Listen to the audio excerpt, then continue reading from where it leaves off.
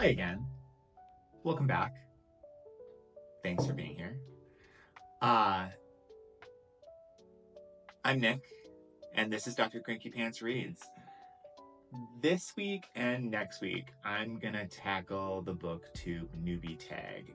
This tag has been around for a decade, possibly more, depending on who you read and who you watch. There's some questions within this newbie tag that feel a little dated. So I've adapted some of the questions and have rambled on about them. And hopefully, if you're watching this, it gives you a chance to get to know a little bit more about me and the formative process of where my YouTube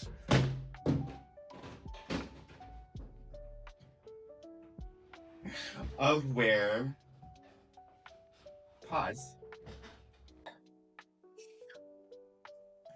Anyway, hopefully this week and next week's videos will give you a chance to get to know me, why I'm here doing this work, and what I would like my channel to be about. So, without further ado, let's get into it.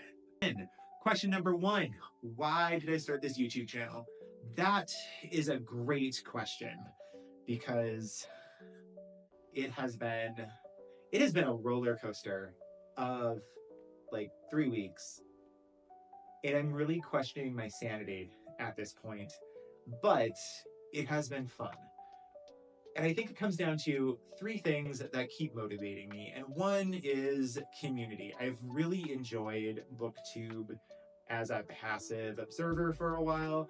And so now that I am trying to put myself out there and do some BookTubey stuff and be part of that community, I want to do that connection thing, right? I want to be part of a bigger, conglomeration of readers who enjoy good books and are connecting people with books that they might love. That has always been something that's appealed to me as an elementary teacher, working with students and trying to find the books that they are going to love. It might not be a book that I love, but if they love it, that's the goal. That's the goal, right? 2, my students in Children's Lit, it's one of the courses that I teach, have often said, I wish you had a blog. I wish you had an Instagram, because I'm always trying to keep up on particularly middle grades novels that are coming out, because then I can share them with students and they can then share them with their students. And it would just be nice to have one place where there are some recommendations, there's some spaces for them to keep up with new books that are coming out and get really honest and authentic reactions to them, besides, oh, it was great, or it was phenomenal. And that's what I'm hoping to evolve this channel into. I'm still getting a sense of how that's going to work.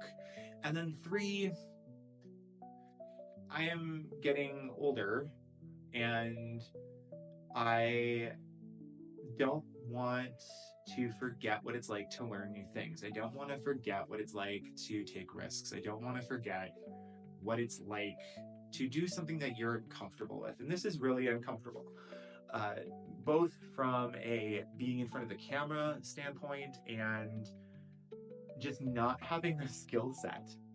Didn't notice, did you? The characters were well drawn, the plot was tight, small game, Blair Braverman.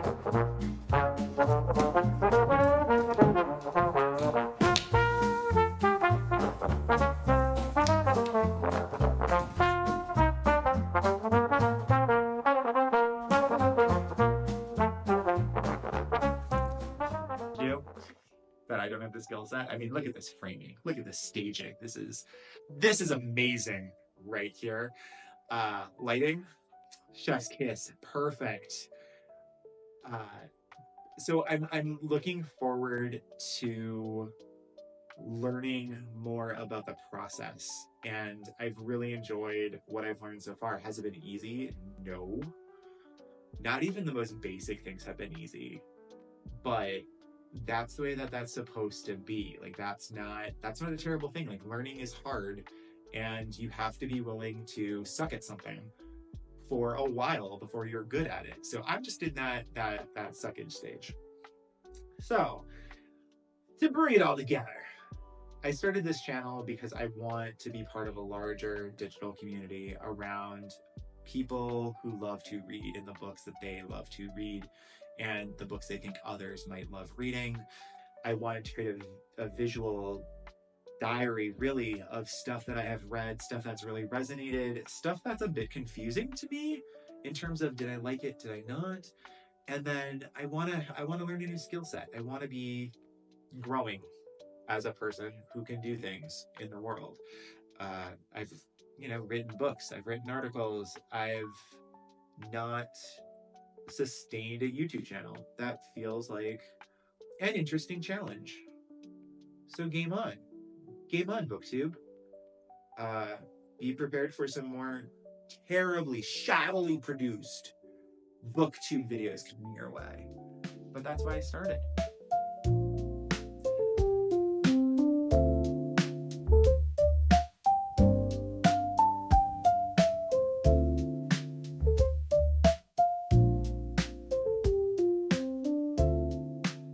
I spend a lot of time in hoodies. Also, it's Wednesday at 8 o'clock, and I had made the mistake of checking my filming schedule in order to be ready for Saturday, which is editing day, and I've got a couple of other tasks that I need to get done on other projects, and realized I am going to be 2 segments short of getting everything done for the BookTube Newbie Tag video. So here I am in my dimly lit dining room because my electrician keeps rescheduling me. We've been at this for a month and a half now. It's hard to find an electrician in Nebraska, so we're holding out hope. And I'm going to answer the question about what is most challenging. And I feel like time is probably the most cliched answer to this, though I recognize that it totally is a challenge. Trying to find enough time to film content that feels worthwhile and that you enjoy and will be engaging for other people and allows you to have a regular posting schedule. That's hard, that's rough, but you can time block around it. And if you let go of a sense of it has to be perfect, this is not perfect. This is very far from perfect. This is like 4 expressway interchanges away from perfect. And part of that is I'm a middle-aged white guy with no credentials or qualifications who was like, oh, look, I could do that because that's the story of the world. Shouldn't be, but here I am. So there's a massive learning curve in terms of time. I don't know how much time it takes to plan stuff yet. I don't have a full idea of how much time it takes to film things, collect resources. I'm getting better, but it's definitely a challenge.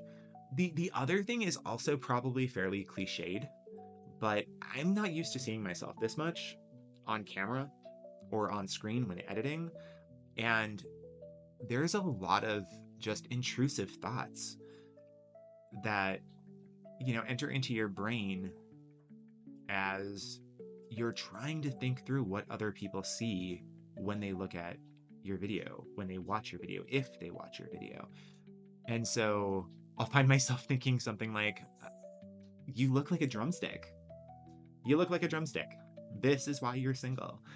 And I have to pull my therapist move and remind myself that yes, I may look like a drumstick, but that drumstick runs 18 miles a week. 3 miles, 6 days a week. That's miraculous as someone who had back surgery and is 43. I'm old. Ish. Geriatric millennial. So I'm trying to keep that in my head, like this self-appreciation for this is something new, this is something interesting. I'm enjoying seeing all of the ways that thinking about content creation kind of tickles my brain, and that's been fun. But there's definitely challenges around time, challenges around self-perception that can be difficult to overcome, but not impossible. They just, take some strategy and the ability to enact that strategy. So, challenges, yes. Insurmountable, no. No. We can do hard things. We've done hard things before. All of us. We've all done hard things before. Posting a video to YouTube and risking the ridicule of the internet, worse things have happened. I've woken up unable to walk. That sucked. Yeah.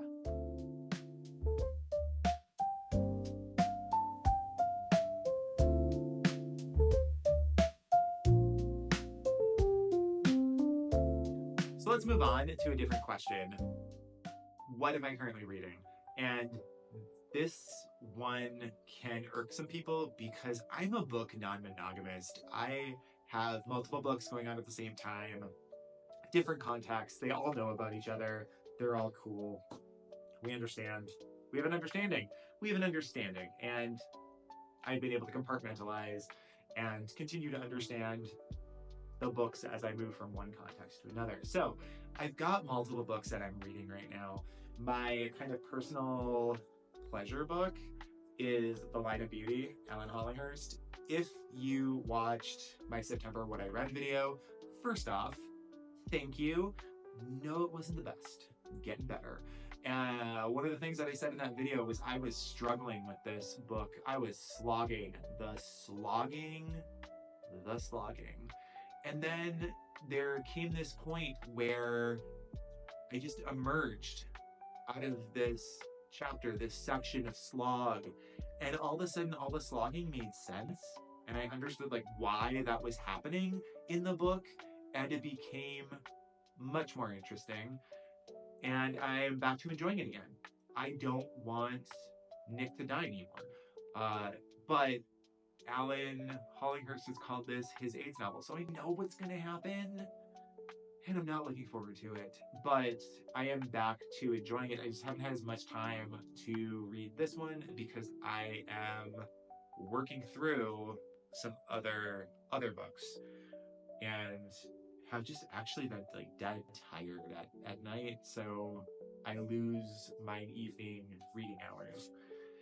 I always try to have a book that I'm reading for work.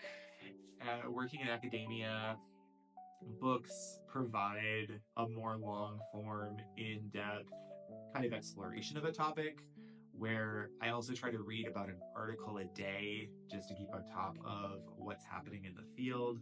This is The Science of Reading by Adrian Johns. He is an educational historian who's talking about all of the ways that we have tried to scientifically make sense of the ways in which people read. I'm teaching a seminar on this in the spring, and this book wasn't out the last time I taught it. So I'm pulling some inspiration from this to do some revisions. Even though it's only been 2 years, there's always new stuff to bring in. I'm only 50 pages in, so more to come from that one, or maybe not. It might be too technical. I have a bus book because I am Rory Gilmore, but apparently with more adulting ability, which is scary. This is my bus book, The Teacher Wars, Dana Goldstein. I am reading this because I have an idea for something in Nonfiction November, and I wanted to reread it to ensure that it was as good as I remembered it being. So far, so good, but this is what I read on the way to work in the morning and on the way home in the afternoon. So maybe you'll be seeing something about this in November if she doesn't let me down. Hasn't let me down yet. I also try to have a technical teaching book that I'm working through that I can incorporate into my work with undergrads who I'm teaching to teach reading and writing. And this is Heidi Mesmer's Teaching Big Words, or Big Words for Young Readers. And I love how she's tackling this really weird spot between when kids become really good decoders and they're moving into larger, bigger words, multi-syllabic words, and how to help them navigate that space. The morphological principle is something that we don't talk enough about in reading education. So I'm really, really excited for this book. I'm almost done, but I have already kind of mapped out where I want to include some of these big ideas when I teach my class with undergrads again in the fall. So those are my physical books. I'm also listening to an audiobook right now, which is The Angel of Indian Lake, Stephen Graham Jones, and I have loved that trilogy. I have loved Jade as a character, and I'm sad to hear it end. I don't know that I'm ready to hear it end. I also realize that when I talk about an audiobook, I'm not going to say I read it because the occipital lobe is not been activated. This is where my crankiness comes in. I'm listening to it, my frontal lobe is engaged, etc., etc. But I'm really enjoying it a lot. It's a really, if you're into gore and horror, he is just at the top of his game right now, and so I'm sad to see it end. I'm sad to hear it end, but all good things got to come to an end. Just like this question, I thought a change of scenery might be helpful, and this strangely gets the best light in my house. It's not great light, but it's the best light. It's what I got. It's how my house is situated on its lot. It's fine, right? So next question in the BookTube Newbie Tag that I'm going to tackle is, why do I love reading?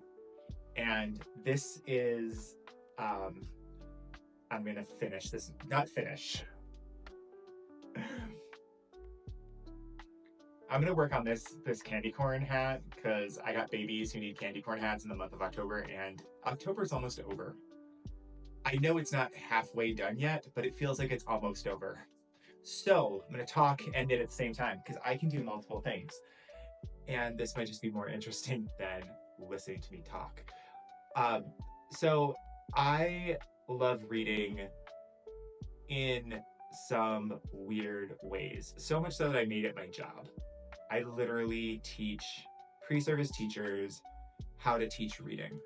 I research how to do better work around teaching kids. And so much of that is about loving the work that kids can do once they read. And by work, I mean not necessarily work, though, you can fix a car once you figure out the Chilton manual. I don't even know if the Chilton manual is a thing anymore, but you can relax. You can go off into a world that relieve some of the stress in your everyday life. You can learn new skills. You can discover new ways of living. You can discover new ways of being. There's just so much work that you can do as a reader. And I love that process of kids in particular, also adults. I've worked with some adults becoming readers, and the magic that is the magic that is watching them know that they have a really robust skill that will help them shape their lives in the ways that they want to shape their lives. I try not to forget that power and not take it for granted. because it's so easy to take reading for granted when you know how to do it, right? This is the Franny Craddock moment. It's easy when you know how. Easy when you know how, isn't it? It's easy when you know how. But I love reading for all of the ways that it allows you to expand your own life and gives you possibilities for, you know, living lives outside of your own and thinking through and about how else the world can be organized, how else your world can be organized. I feel like that's really what it comes down to for me. Thanks for watching. I hope you enjoyed getting to know a little bit more about me and my channel and all of the things that I wanted to be. It might not be there yet, but we're working on it. And I will see you next week. Please like and subscribe if you wouldn't mind, if you'd be so kind, to catch part 2 of the BookTube